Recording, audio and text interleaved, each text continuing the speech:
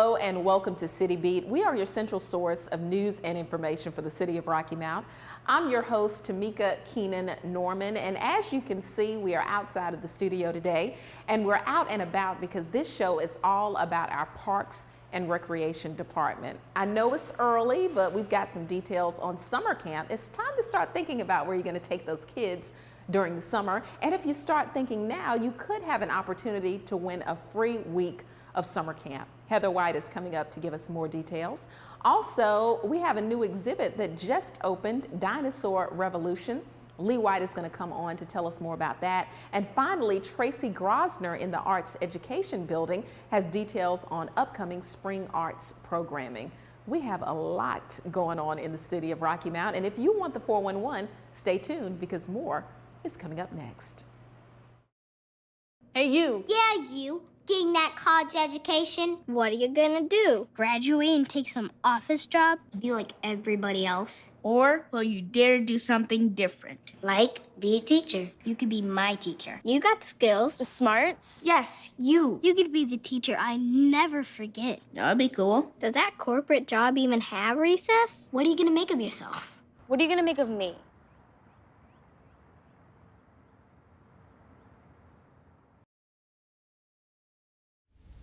Hello and welcome to City Beat. I'm your host, Tamika Keenan Norman, and as you can see today, we're outside of the studio and we're on location at the Booker T. Washington Community Center, and joining me should be a familiar face, Heather White, Recreation Program Supervisor. I got it right? You did. That's why I said it slowly because I wasn't quite sure.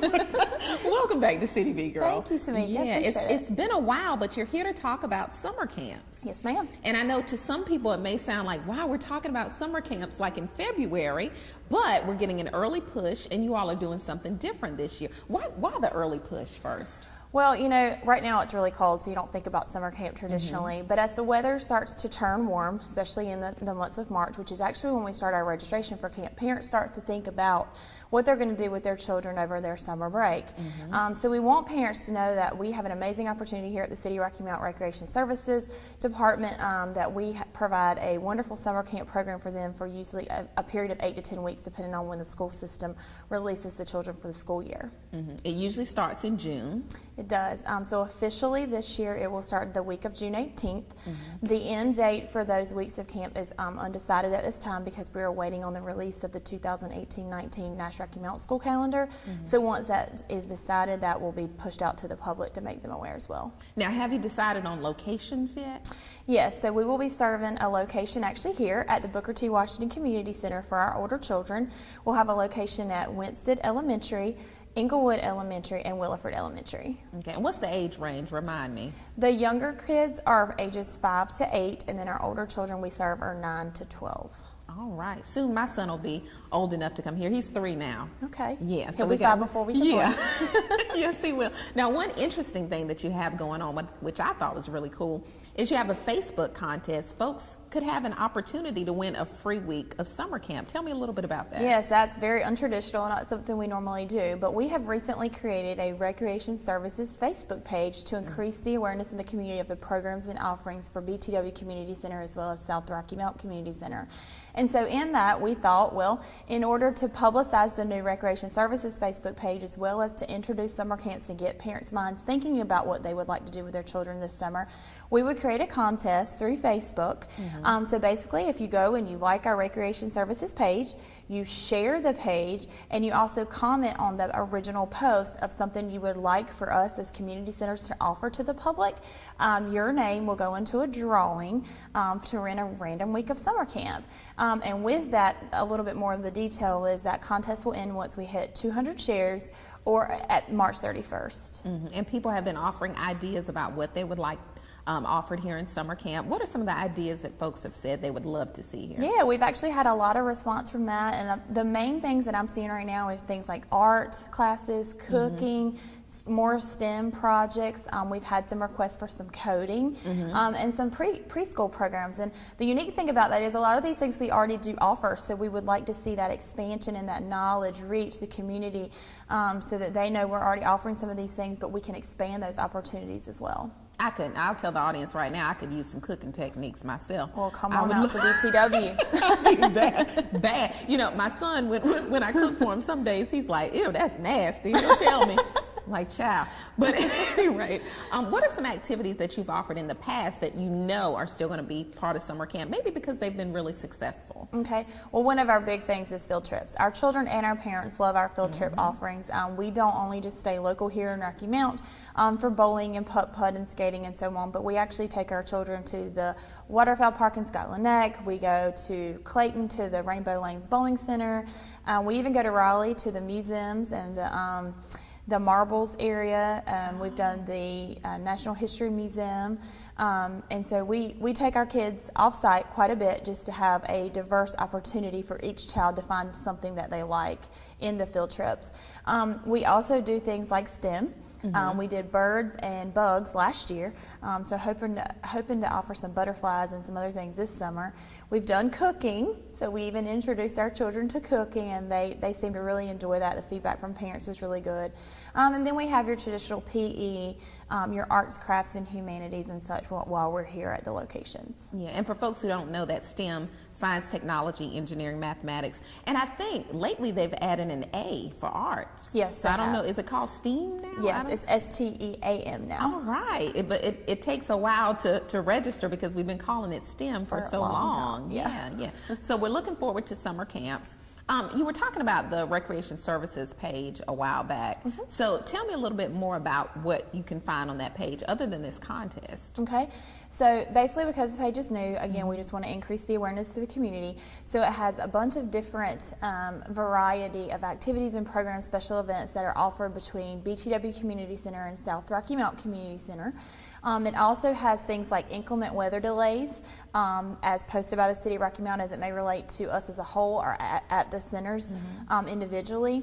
There's a lot of variety of other community events that are offered through the City of Rocky Mount. So if athletics or the Imperial Center is offering something, we try to go ahead and provide that information to the community as well. And one of the key things right now is to make sure you just stay tuned again for the program aspect, because being that we are receiving this input data from the community about things they'd like to see, we want to make sure people are aware, so if they stay tuned to our Facebook page, they can see those events and those programs that are being offered. And the interesting thing, we're here today, and you know this is a pre-recorded show, but we're here late January, and we're in front of these notebooks and all this good stuff. What's going on here at the BTW? I know it's not a part of summer camp, but what is this about? No, so this is kind of like a traditional setup though for summer camp, but right now we're actually hosting our after school groups here every day.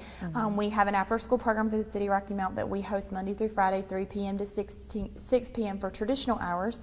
And then we also provide early release daycare, which we have this past Monday actually, and then we are providing all day care. And that's something new to the City of Rocky Mount over the last couple of years. So anytime the children are out for teacher work days or a holiday that if the city is not observing it, or if they just have like their spring break week, 2 weeks at Christmas break, we also serve our children from 7:30 a.m. to 6 p.m. at no additional cost to our parents. Wow, What a that perk, is huh? very, yes, it is. And speaking of times, I don't think we talked about, do you know the times yet for your summer camp program? Yes, so the times for the program are 7:30 a.m. to 6 p.m. at all site locations. Wow, that's a good time. Yeah, folks have to get to work early, so that's very convenient. Yes. Anything we missed, Heather? I don't think so. We're just excited about the opportunities and the events that we have coming up within our community centers as well as throughout the citywide. So we appreciate the exposure today, and we're excited about great things in the future. Yeah, I also have to acknowledge Janie, because she's here. I think she's on your staff as well. She is. And what is her title? She's the recreation aide here at the community center. She also aids a lot with South Rocky Mountain as well. So we appreciate all the work that Janie does. And it's funny because our videographer tried to mic her up. She's like, no thank you. One day I will get her on here. I've been working on her about getting on here for special events, so her debut is coming. All right. Thank you, Heather White, Thank you. Recreation Program Supervisor for BTW Community Center. So make sure you check out their Facebook page. Mark is going to put it on the screen in just a few moments so you can see what that address is. And we encourage you to go ahead, participate in the contest, and do that early registration for summer camp as well. You're watching City Beat. Coming up next, we'll speak with Lee White about the new exhibit at the Children's Museum and Science Center. We'll be right back.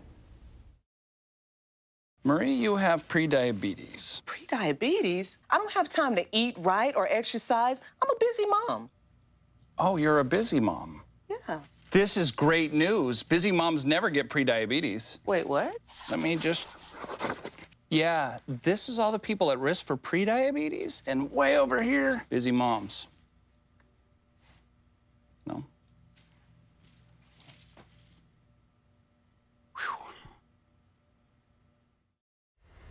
Hello and welcome back to City Beat. I'm your host, Tamika Keenan Norman, and as you can see today, we're at actually one of my favorite places, the Children's Museum and Science Center inside the Imperial Center for the Arts and Sciences. And beside me, one of my favorite people, Lee White. How are you? Great, how are you? I'm good. And Lee, you've been on the show so many times, we need to give you your own little segment. Oh, okay. Tell folks again what you do here at the Children's Museum. The Children's Museum's curator of education, so programs and activities and events. All right, and so right now you recently opened the new exhibit, Dinosaur Revolution. Yes. Tell me a little bit about what visitors can expect when they come to this exhibit. This is a really different exhibit for us. The subject matter is obviously very science, but the exhibit itself is actually a maze. So as you go through the maze, you experience different things inside, and that the exhibit is kind of built around that. Wow, I'm really excited about this exhibit. It's a lot of fun. Yeah, my son, he's 3 years old. I talk about him all the time on the show, but he loves dinosaurs. He has some at the house. He has some little dinosaurs that he plays with. Tell me a little bit about the age range suitable for this exhibit. We have a lot of different activities with this exhibit, so I would say probably 2 and up, 3 and up would be great for this. There's some things for the younger kids, and then there's a lot of activities inside the maze for older children. Well, we will be here. Wonderful. Now, I know the exhibit officially opened during First Friday, February 2nd, but how long will this exhibit last? We're going to have this one through the summer, so it'll be here through about the end of August. Wow, so pretty popular. Tell me about the company that started this exhibit and what's the closest location that it's been in? The company that does these maze exhibits is called Minotaur Mazes, and they have a variety of exhibits that are built around a maze theme. So you go through and learn different things and get different directions in the maze based on questions you answer and that type of thing. The closest that this exhibit has been to us is Virginia. But it's been all over the country, from Connecticut to Los Angeles and lots of places in between. It's been to Ohio and Tennessee and Las Vegas. And so it's traveled quite a bit. Wow, but first time in North Carolina. Yes, all right. We're the first. That's exciting as well. Now, we're going to go through the maze in just a few moments, but tell me a little bit about, I know you mentioned science, but what are some other subjects that this exhibit touches on as well? There are some physical fitness activities in the maze, so a little bit of that, some math where you're thinking about measurement and that type of thing, time frames, different eras and geological time eras, so primarily science though. Wow. Anything else you want to mention before we take a little trip inside this maze? Well, we also have our First Friday events all through the spring, and we do have a new planetarium show that goes along with our maze called Dinosaurs at Dusk. Wow. And how long is that show typically? It's about 35 minutes. And so you can check out the exhibit and then that show is available as well. Yes. All right, exciting. Well, we're going to go through the maze. Our videographer, Mark Adcox, not the entire maze, but we're going to show people kind of what it's about and talk about some of those physical fitness activities as well, okay? Okay. All right, we'll be right back. Well, Thomas, you've got prediabetes. But with more exercise and a change in diet, it can be reversed. I've tried exercising. It just makes me hungry for bacon. I love bacon, too. And who really likes to exercise? Not me. Me neither. Nobody. So we're good? What? Oh, you still have prediabetes. Big time. Hello, this is City Beat. We're back inside the Children's Museum and Science Center to talk about the new exhibit, Dinosaur Revolution. Lee White is joining me back on the show, and we're at the beginning part of this maze that she talked about. This is called Dinosaur Basic Training, right, Lee? And I thought it would be fun to kind of answer some of these questions. Is it a dinosaur? So the first one, plesiosaur. Plesiosaur. Plesiosaur. A plesiosaur. Thank you so much. Yes. Plesiosaur, I'm going to take a crack at it. I have no idea. I'm going to say no. That's right. Yes, they were marine reptiles. Oh. So reptiles that lived in the oceans Okay. are not dinosaurs. Okay, Dinosaurs so were they're in the land ocean. dwellers. Okay, gotcha, gotcha. So this one, pronounce it for me. Pterosaur. Pterosaur. So I'm going to say, and this is the. This is the pterosaur, Okay. yes. No. You're right again. Oh, okay. So we did have some dinosaurs that they believe could fly, but most animals in that era that flew were considered reptiles that flew. Okay. They So were very yes. interesting. So again, the dinosaurs were land dwellers. Okay. They weren't in the oceans, and they generally didn't fly very much. Okay. So we're not going to give everything away. Okay. But I do want to continue on in the maze, so follow us. And so this is Dinosaur Challenge. Yes, here's our first challenge of the maze. Oh. So the question is, how big? So in the Triassic period, how big were the dinosaurs? Were they the size of a minivan, or were they more the size of large dogs? A minivan. All right. Yeah, let's go with that. Try that way and see. Hey. So what? I don't see anything, Lee.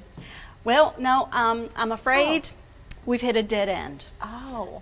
So that was not the correct answer. We'll have to go back and we'll see that the Triassic period dinosaurs were much smaller than what most people think of dinosaurs. They were actually the size of a big dog. Wow, just call me out, Lee. I guess I'm just wrong, Lee. But We'll go this way in the maze. okay.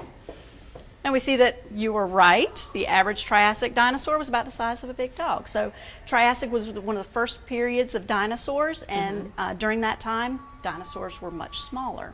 They didn't get to be such giants until later periods of time. Wow, so you can learn a lot of stuff by going through this maze. It's really, really interesting. I'm going to let you lead the way because I Okay. don't know where I'm going.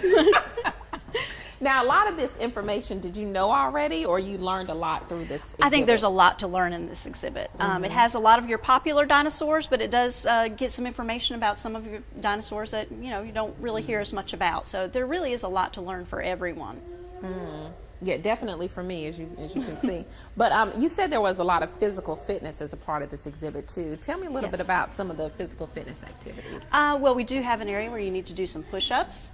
So you can learn about the joints and what the difference is between reptiles and dinosaurs. And it has to do with how they stand and their joint formation. There's also a little bit where we talk about those flying reptiles versus flying dinosaurs, and can have some fun with that.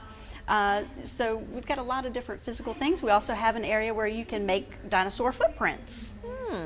That's interesting. Yeah, so a lot of physical fitness activities, a lot of things for everybody to be a part of as a part of this exhibit. too. Definitely. So, thank you so much, Lee, for joining us on the show today. I know I like to experiment with some of the things, but I'm not going to do any push-ups today. Okay? Me either, so that's fine. I only mentioned some others, but we encourage everybody to come out to this exhibit, Dinosaur Revolution, at the Imperial Center for the Arts and Sciences. We're going to be back in just a moment. We're not finished with the show. Tracy Grosner is coming up to talk about some of the spring programming at the Arts Education Building. This is City Beat. What to expect when you're expecting Like here. a teenager. Today, I'm going to show you how to teen-proof your home. First step, hide the car keys, preferably somewhere they would never look. Challenges will come up. Be ready for them. Hi, honey. Ready for the... Mom, you don't use mannequins in the mannequin challenge.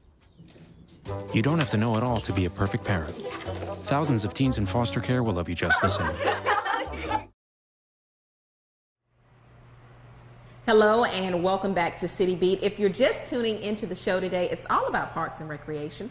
Thanks so much to Heather White for joining us to talk about summer camps and how now you can possibly win a free week of summer camp.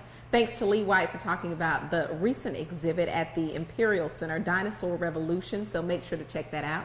And now we're here with another familiar face, Tracy Grosner, Arts Education Manager at the Arts Education Building, which is also a part of the Imperial Center. So thanks, Tracy, for being a part of the show. Oh, thank you so much for coming down to me. Yeah, I think this is the third time that you're on City Beat. How long have you been with the city now? Oh, it's almost been, I think we're at 1.5 years. We're cruising into too. So You go, girl. Yes. Yes. How's everything going so far, Tracy? Oh, it's fantastic. We've had a lot of wonderful successes and programs this past fall, and I think that our students and participants and all the families that we worked with have really enjoyed creating art with us. Wow, and we're getting ready to go into another spring programming series. What's the theme this year? What's it all about this year? So this year we're really thinking about making art, and that is anything from acting classes to drop-in family workshops, to music programs, to more of our traditional studio programs as well. So the huge, large gamut of what arts can mean. Wow, I must come because I was a speech theater major. Okay. Please do. Yes. Tracy actually sent me a 7-page list of things that you have going on here, and I was like, wow, nobody can say that there's nothing going on in Rocky Mount because we've got lots going on. Oh, yes. One of the things that I thought was interesting, and this is your first year doing it, I think, is Family Sundays. Tell me a little bit about that. So here at the Imperial Center, we always work together and collaborate as a team. And this season, I'm collaborating with our curator and our art gallery to think about how we can engage our visitors and our families that come in on Sundays. So from 2 to 4, starting in March, on March 4th, we will have activities, we will have art making activities as well as sketching and self-guided tour opportunities for anyone that comes in the door, our families and individuals. So that starts in March. When will that end? It will go through May, and it'll be every other Sunday from 2 to 4. Wow. The other interesting thing, you hear about organizations doing these all the time, Lunch and Learn series.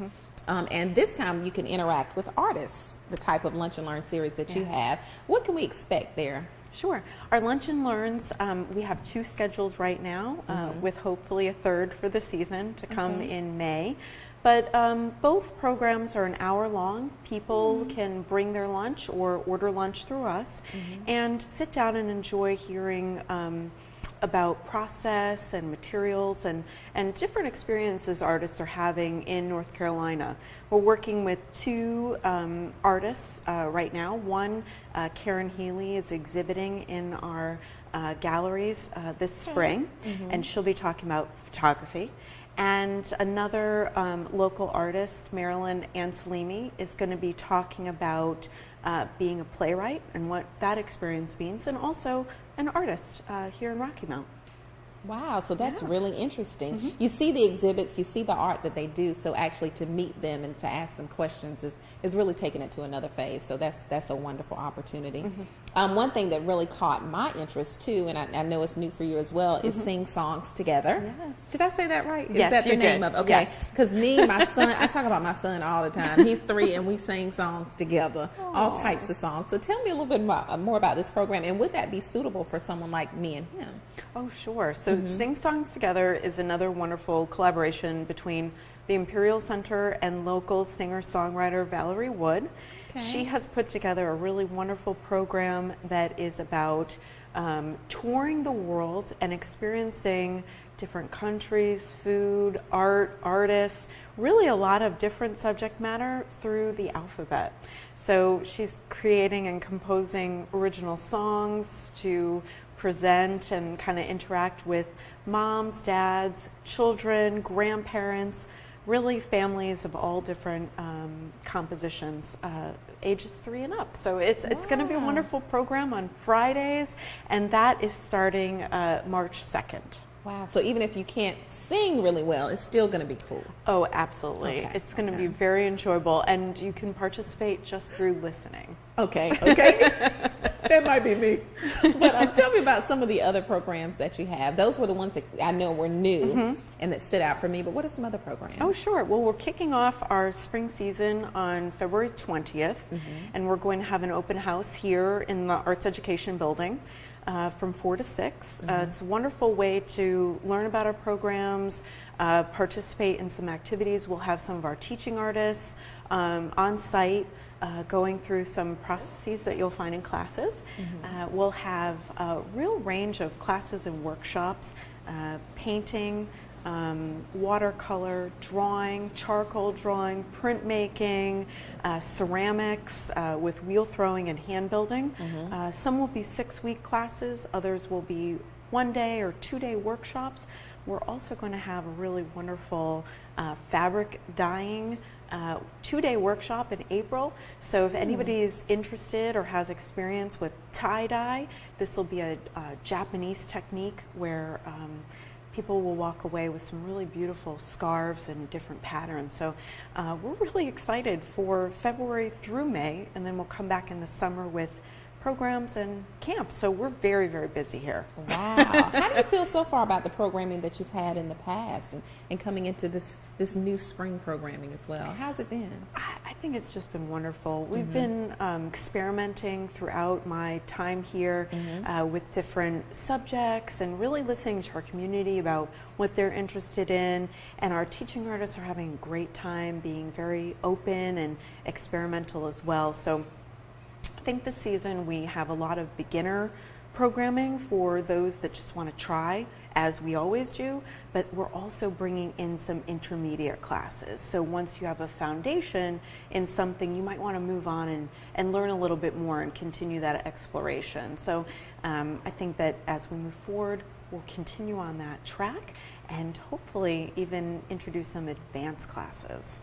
Wow, very, very good. Now, how can folks get in touch with you if they have any questions, or what's the webpage? Oh, sure. The website is imperialcenter.org. They can also call us or email us, and all that information is available right on our programs page on the main website. Okay. And I'm sure the costs vary. That's one question I forgot to ask you, but is there some free programming? Oh, sure. Our open house is free. Our drop-in workshops are free, and there are costs associated with some other family workshops and some classes and things. But again, all that information is on the website, and I'm happy to talk to anybody who's interested a little bit more about that.